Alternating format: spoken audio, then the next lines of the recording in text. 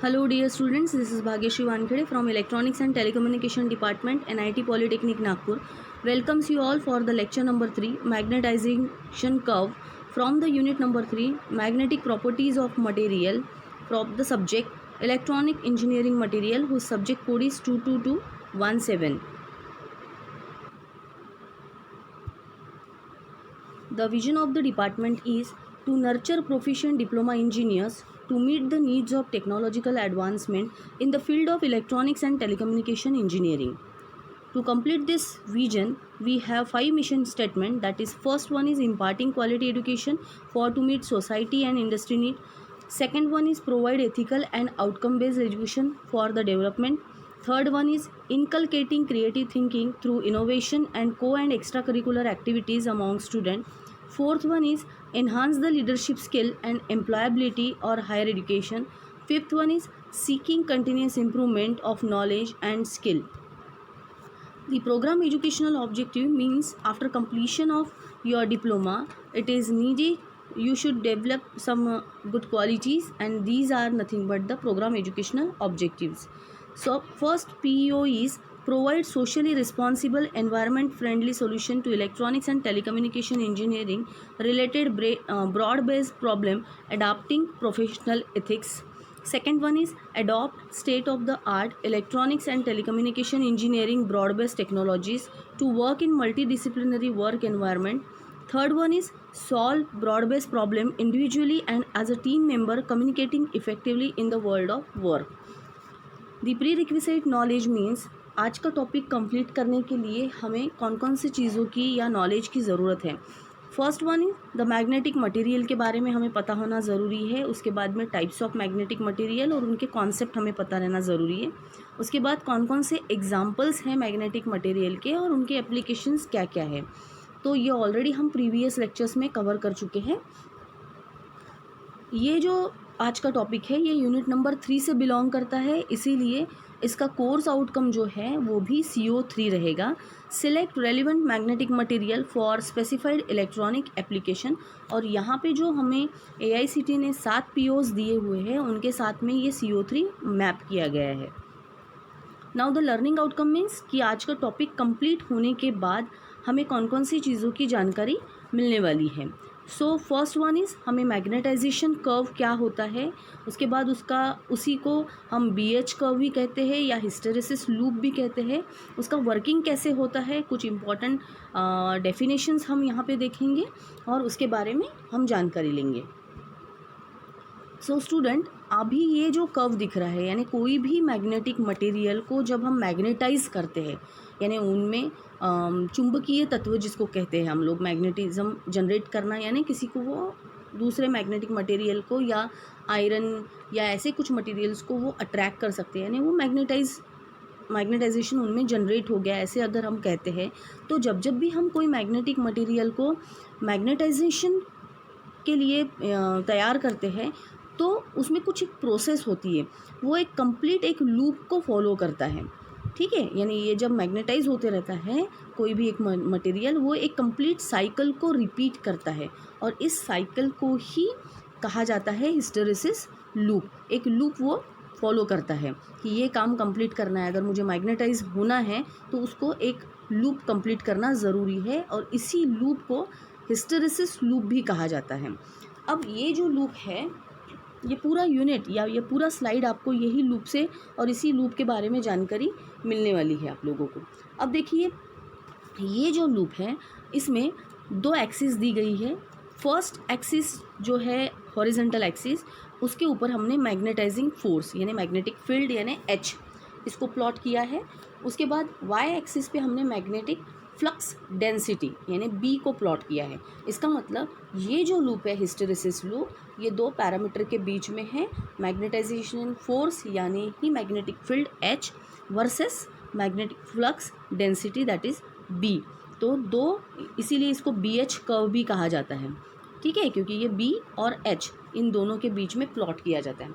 अब हम देखेंगे कि कैसे ये लूप बनती है और ये लूप का क्या इम्पोर्टेंस है. ठीक है, तो अभी देखिए कि सपोज एट पॉइंट दिस यहाँ पे देखिए B की भी वैल्यू 0 है और H की भी वैल्यू 0 है. जब जब हम मैग्नेटिक फील्ड यानी एच की वैल्यू इंक्रीज़ करते हैं तब बी भी साइमल्टेनियसली इंक्रीज़ होना शुरू हो जाता है। लेकिन एक वैल्यू ऐसी आती है, एक समय ऐसा आता है कि एच की वैल्यू हम और बढ़ाते हैं लेकिन बी बढ़ता ही नहीं है, वो एक जगह पे जाके रुक जाता है and this point is called as saturation point. तो यहाँ पे हमने एच की वैल्यू बढ़ाने के बाद भी बी की वैल्यू कांस्टेंट हो जाती है, तो इसको कहा जाता है सैचुरेशन पॉइंट। अब ये जो डॉटेड लाइन है ये क्या इंडिकेट कर रही है कि जैसे जैसे हमने एच की वैल्यू बढ़ाई यानी मैग्नेटिक फील्ड बढ़ाया वैसे वैसे फ्लक्स डेंसिटी भी बढ़ गई, और एक समय आने के बाद में हम कितना भी फील्ड बढ़ाएंगे तो भी फ्लक्स एक ही जगह पे रुक जाएगा, तो उसको कहा जाता है सैचुरेशन पॉइंट। अब अगर हम मैग्नेटाइजेशन फील्ड को कम करते हैं तो ये वापस यही पाथ फॉलो करना चाहिए था, इसने यही वापस आना चाहिए था, लेकिन ऐसा ना होते हुए मैग्नेटिक मटेरियल एक खुद को एक अलग ही लूप में रिप्रेजेंट करता है। अब जैसे ही हम एच की वैल्यू फिर से कम करना शुरू कर देते हैं तो ये सैचुरेशन पॉइंट से इस डायरेक्शन से कम होना शुरू हो जाता है।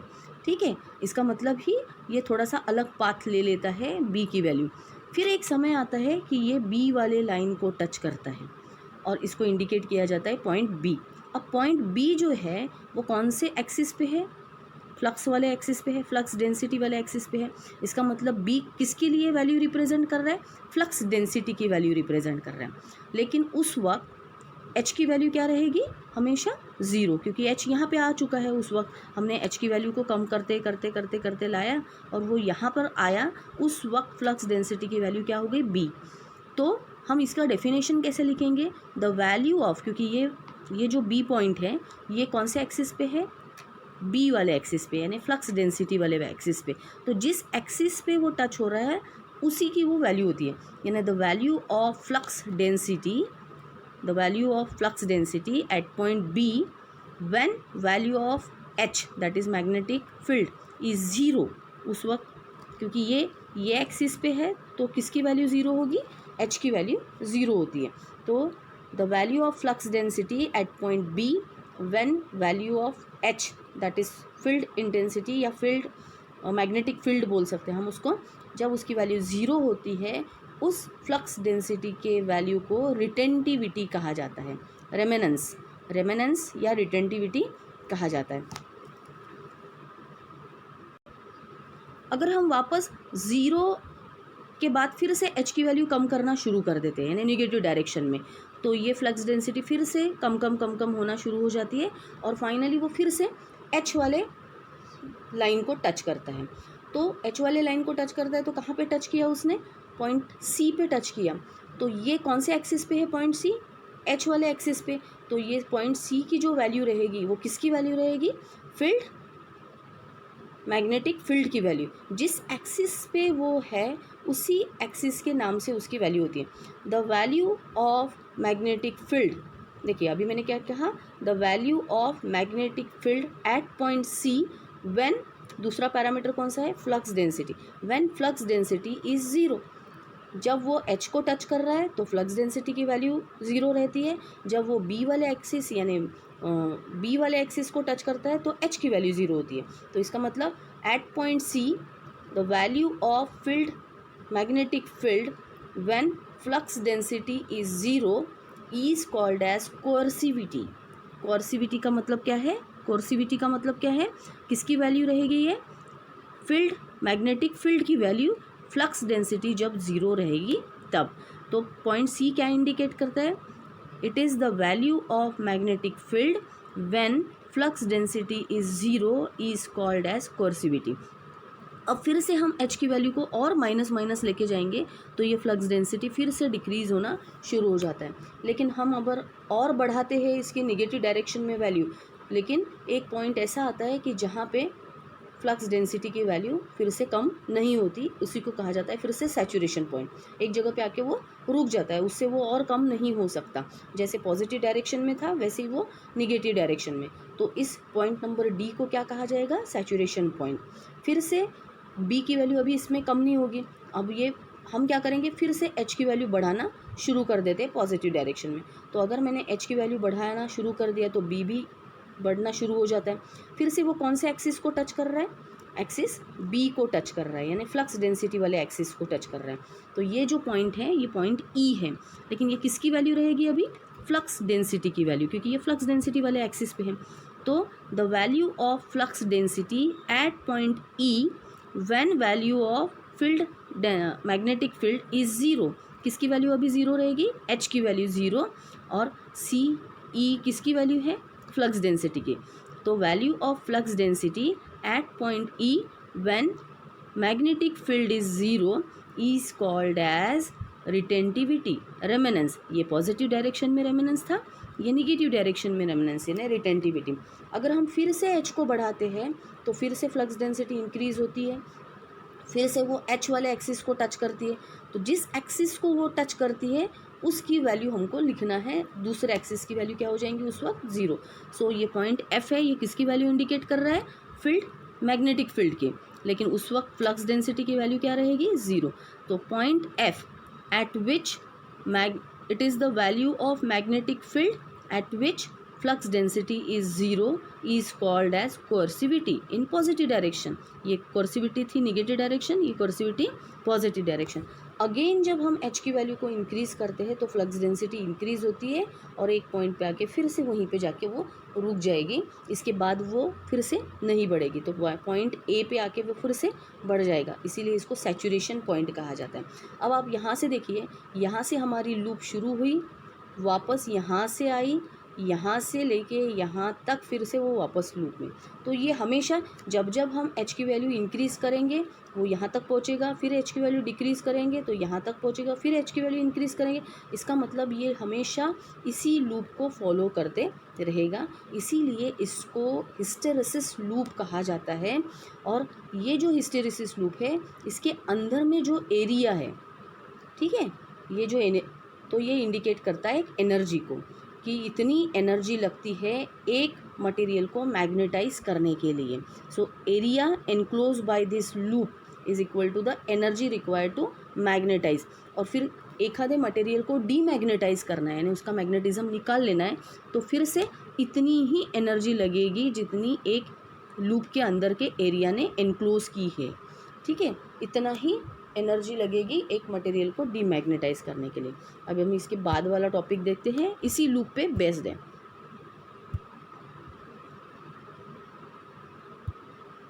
हाँ, यहाँ पे देखिए वो सेम लूप मैंने यहाँ पे दिया हुआ था यहाँ पे, तो हम फिर से देखेंगे कि we now decrease h to 0, b does not retrace its original path. b वापस उसी पाथ पे आता है क्या? नहीं, b कुछ अलग पाथ पे अपना लाइन खींचना शुरू कर देता है। The value of b at point c when h is equal to 0 is called as retentivity.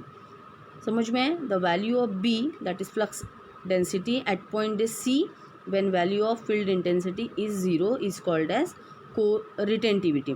इसके बाद if we reverse the current we reach the point D at which B is equal to 0। एक point ऐसा आता है ना कि हम h की वैल्यू फिर से निगेटिव डायरेक्शन में करते हैं, वो जो लाइन है या वो जो लूप है h एक्सिस को जहाँ पे टच करता है, that value of h when b is 0 is called as कोर्सिविटी।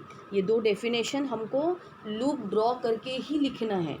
अगर हमने लूप ड्रॉ करके नहीं लिखी तो हमको मार्क्स नहीं मिलते हैं। तो आपको जब जब भी कोर्सिविटी और रिटेंटिविटी की डेफिनेशन आती है तो आपको ये लूप ड्रॉ करना है, यहाँ पे पॉइंट बी मार्क करना है, यहाँ पे पॉइंट सी मार्क करना है। और बी की डेफिनेशन कैसे लिखोगे रिटेंटिविटी की, क्योंकि ये बी एक्सिस कौन से एक्सिस पे है? बी वाले यानी फ्लक्स डेंसिटी वाले एक्सिस पे है, इसलिए इसकी वैल्यू लिखते वक्त, रिटेंटिविटी की डेफिनेशन लिखते वक्त हमेशा the value of flux density at point B when value of magnetic field H is equal to 0 is called as retentivity.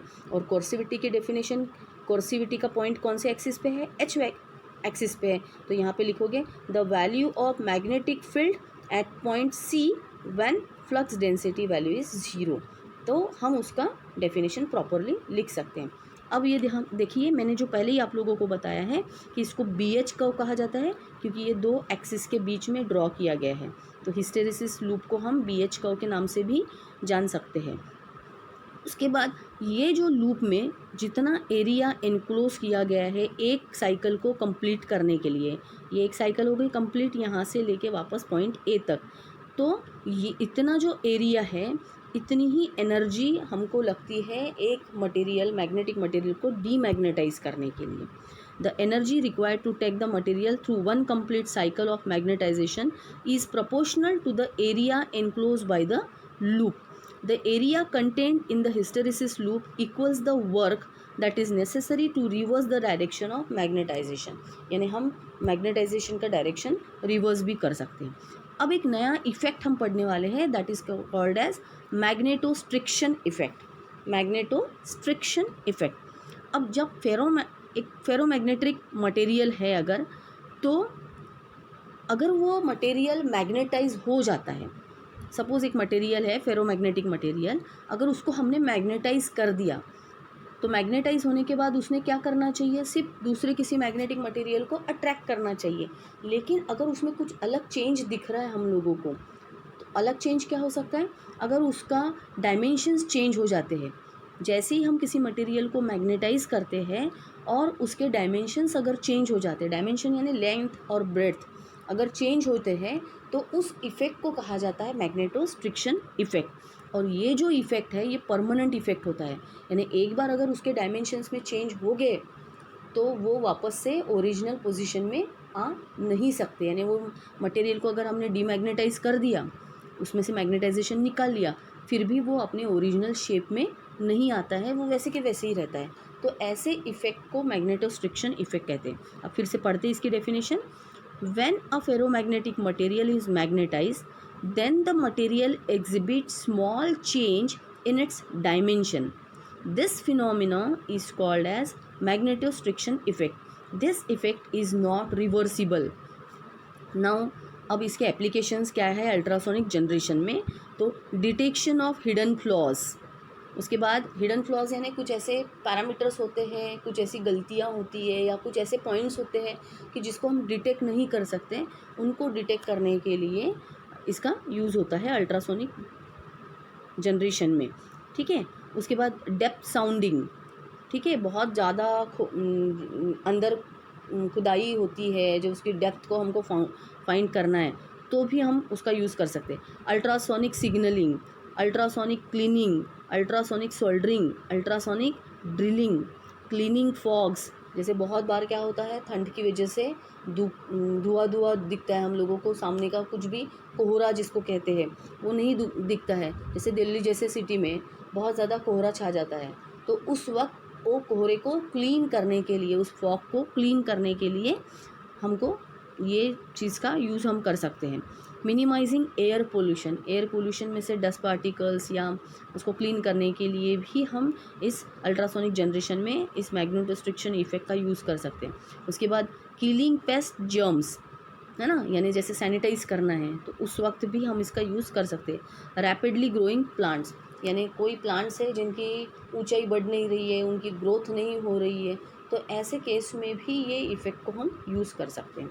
तो आज का टॉपिक हम समराइज़ कर सकते हैं कि मैग्नेटाइजेशन कर्व हमने पढ़ा, उसके बाद हिस्टेरेसिस लूप कैसे काम करता है, और एक लूप कंप्लीट साइकिल करने के लिए जितनी एनर्जी लगती है उसको वर्क कहा जाता है. और ये जो एनर्जी है वो हमेशा उस लूप ने कितना एरिया इनक्लोज किया है खुद के अंदर, उस पर डिपेंड करता है, उससे प्रोपोर्शनल होता है.